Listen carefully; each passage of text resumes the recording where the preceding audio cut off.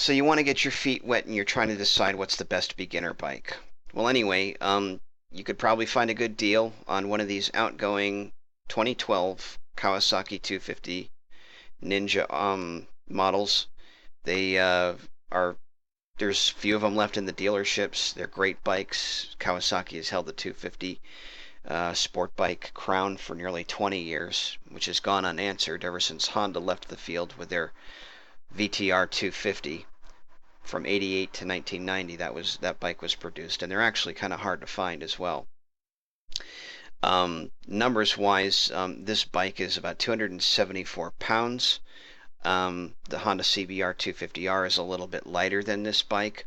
This bike has a higher top speed, only very slightly, I would say, probably by about maybe 8 to 10 miles an hour faster than the CBR 250R.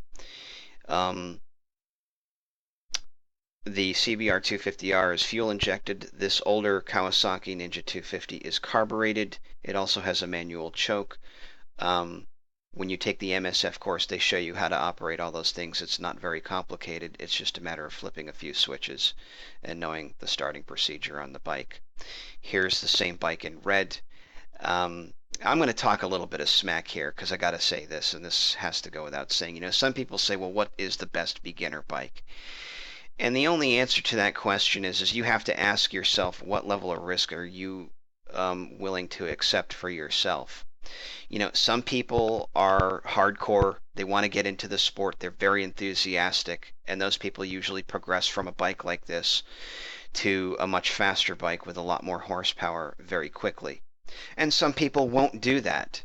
The thing of it is this bike here is designed to allow you to explore your skill level as a rider, and it does it very well. So does the CBR 250R.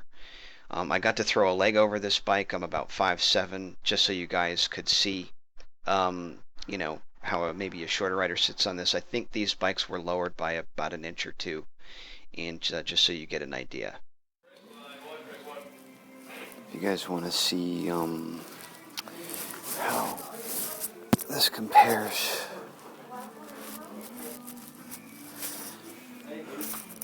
Wow, I can almost go flat-footed on this one. This is actually lower, even a little bit lower than the CBR.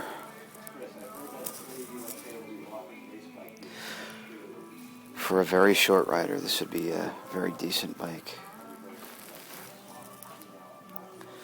Leg is close into the tank.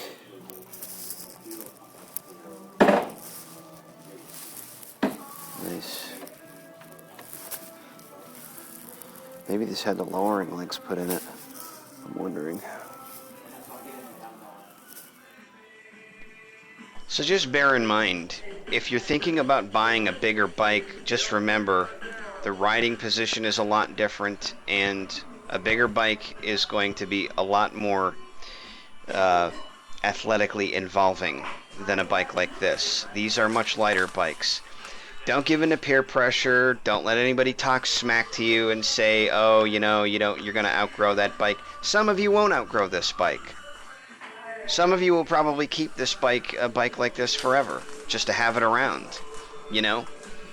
So, even if you did outgrow this bike, why would you want to get rid of it? I mean, this is be a great station bike to have around. The smaller bikes are a lot of fun. They'll put a smile on your face, trust me.